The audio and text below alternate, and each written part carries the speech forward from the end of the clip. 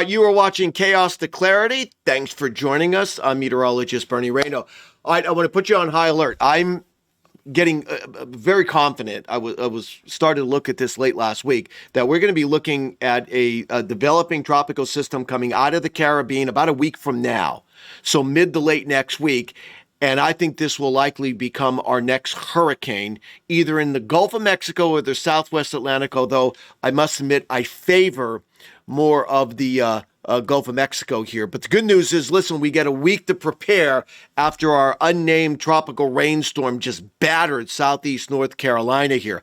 We're looking for homegrown development. You don't typically get that in September. You usually get that during the months of June and July. But this hurricane season has been very odd with long track storms that you typically see during the September months. You got that in July and August, and now we're in September where we should be getting long track storms, systems that we watch traversing across the Atlantic. Now we're getting homegrown development. I'll explain that here in a second.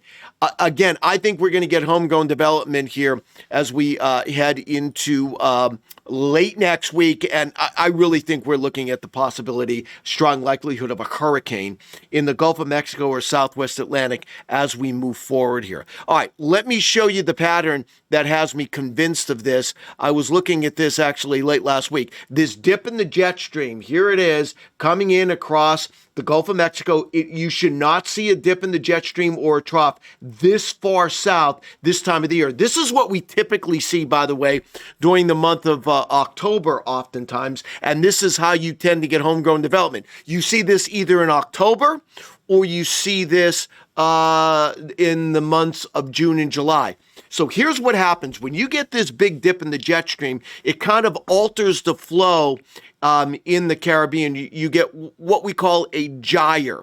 All right, sounds complicated, but it really isn't. What happens is this dip in the jet stream changes the wind flow across Central America from what is normally out of the east-southeast. Now it comes out of the west-northwest. But the easterly flow that you see this time of the year continues across the central and eastern Caribbean. So northwest flow in the northwest Caribbean, easterly flow in the eastern Caribbean, and what you could see is you end up producing this large-scale anticyclonic, or I should say cyclonic flow, where you get low pressure and a gyre forms, and that begins the process of tropical development. Now, it does take some time.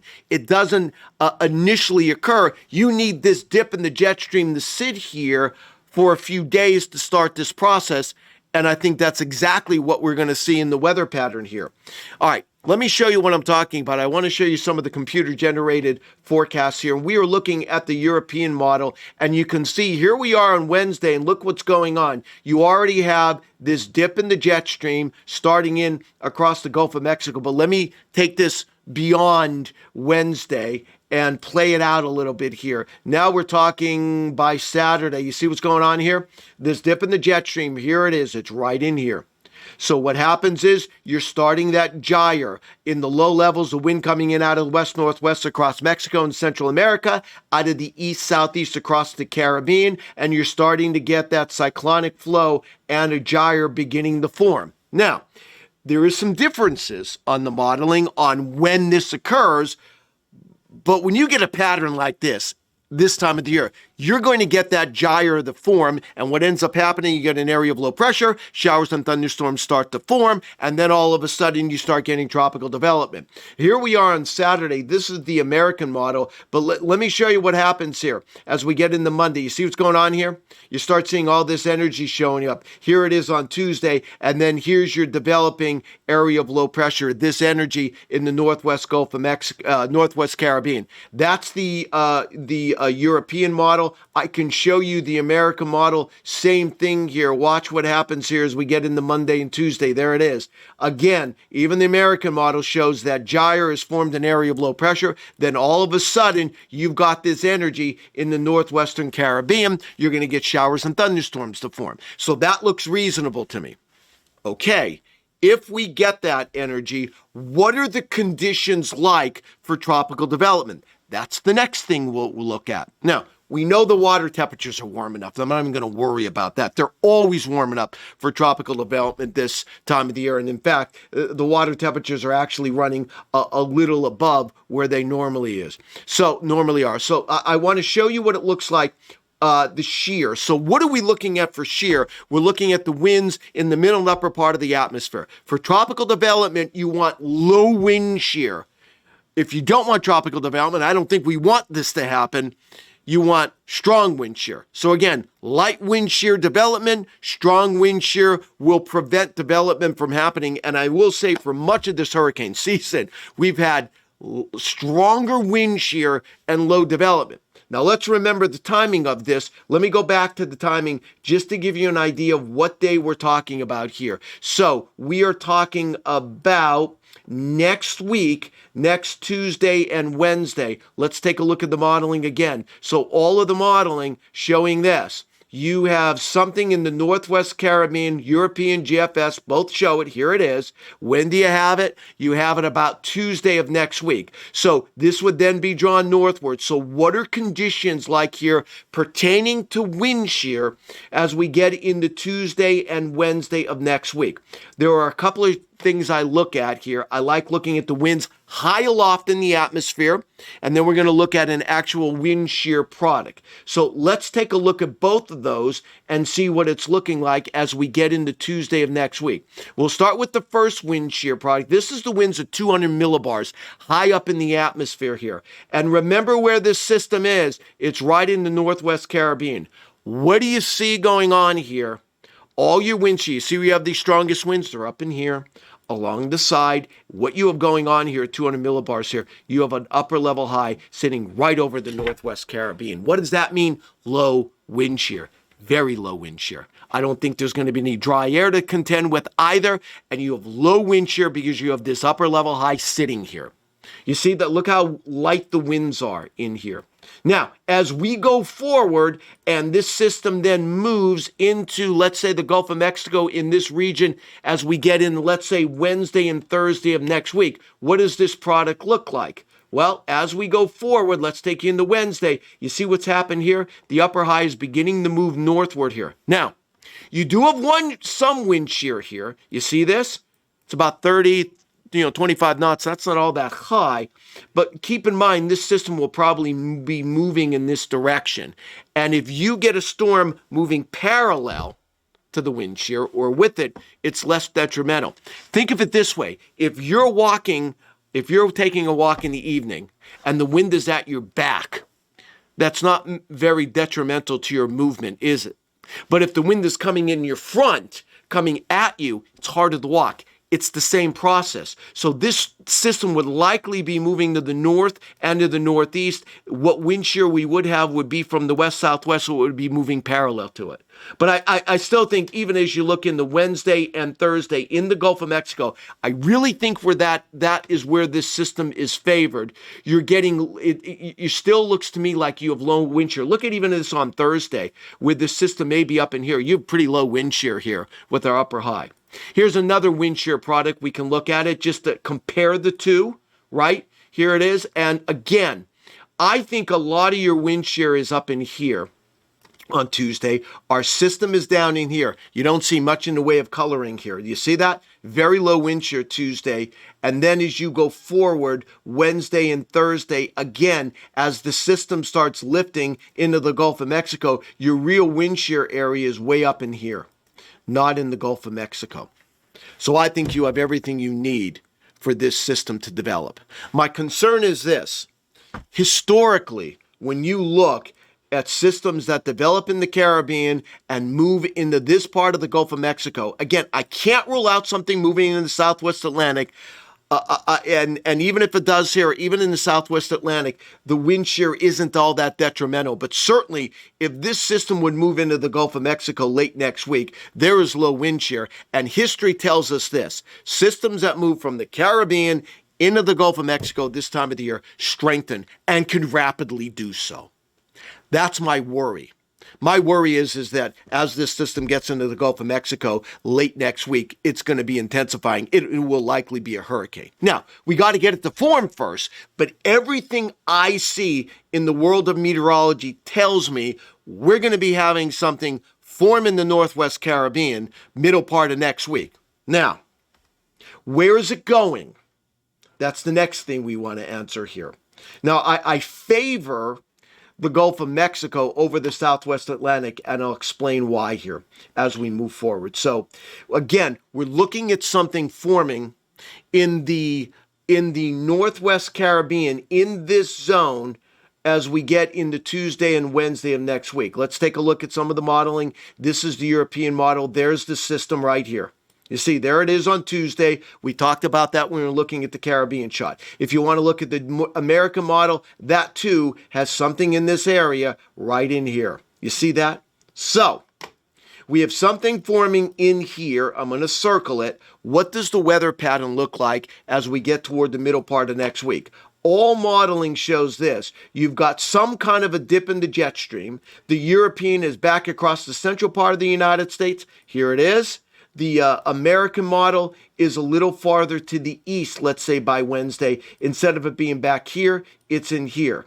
But with the trough axis, some semblance of a trough axis in here, that tells me that this system is likely to move toward the trough, not away from it initially. And that's why, now, if this trough, let's say, for example, instead of here, was over here, then I think this system would likely be shunted across South Florida and into the Southwest Atlantic. Can I rule that out? I can't.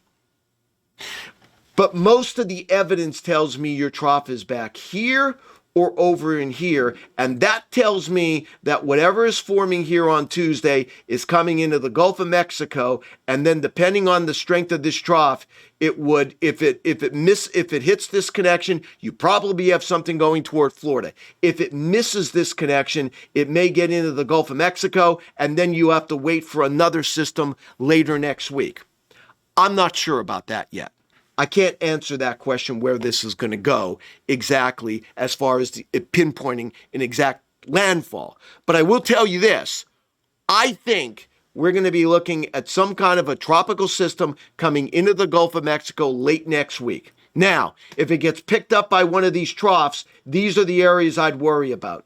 I'd worry about probably not western Louisiana, but I'd worry about these areas from central and eastern Louisiana toward Florida. This would be the area that would worry me the most for a landfalling storm late next week over next weekend. Not this weekend. We're talking about anywhere from the 27th to 28th to 29th of September. So I'm giving you about 10 days notice that that's something to watch. Now, again, if this trough is a little farther to the east, then we would worry about South Florida and then into the Southwest Atlantic. And then we have problems, perhaps. Maybe it moves away from the Carolina coast. I'm not sure yet. But I do think, again, we're looking at a high likelihood of a tropical system forming in the Northwest Caribbean about 8 days from now, mid to late next week, and then moving into the Gulf of Mexico late next week. The areas that would concern me would be the central coast of Louisiana in toward Florida. Now, that's all I can do at this point. Can't give you an exact landfall. But I'd really worry about this system in the central and eastern Gulf of Mexico. Also couldn't rule out that it would try to move in across Florida and into the Southwest Atlantic late next weekend. So again, as I go back to the graphic that we started off with here, this system right here, this is the area we're highlighting in here for now. Again, that this is the zone to worry about. Now, we have a low chance for now because we're 10 days out. I actually think the chance is higher. And the zone I'm worried about, not necessarily for formation, but impact zone would be right in here. You know, this is the zone I'd worry about. Especially, this is the area for what could be a hurricane. And listen, if there's no wind shear with this storm, and we get the formation, we have a lot of ifs. right? I feel pretty confident something's going to form in the Northwest Caribbean. You can't get this kind of a dip in the jet stream that sits here without tropical formation in the Caribbean. And if there's no wind shear, and everything I look at tells me there's going to be limited wind shear, I mean, this could easily be a major hurricane, easily coming into the Gulf of Mexico late next week. And then we're going to have some real problems anywhere from Louisiana to Florida. We can't rule out the Southwest Atlantic. So that's where we're at right now. I hope that makes sense. So again, kind of I'll leave you with this really quickly here. We have a week to kind of relax and prepare. We have a week to recover. We had Francine in Louisiana. Then we had the unnamed a tropical rainstorm that hit North Carolina. So we have a week to prepare for this. And then look out for homegrown development. Late next week, mid to late next week in the Caribbean. And then that system will be drawn northward. I think the Gulf of Mexico is favored over the Southwest Atlantic. I think that the Gulf of Mexico is favored. And my concern is if there's no wind shear, we could be looking at a strengthening hurricane and a major hurricane bearing down anywhere from Louisiana to Florida late next week or the upcoming weekend. So this is something you really have to pay attention to if you're in the Gulf of Mexico. I don't think it would be Texas. I think there's too much trough, and history says that Texas, it's a little late in the year for a landfalling storm there. But of course, it's very early in the ball game. I just want to make sure everybody is prepared for this. If you have any questions, you can ask me them on X, formerly Twitter. I'm at AccuRayno, and thanks for watching. I do appreciate it.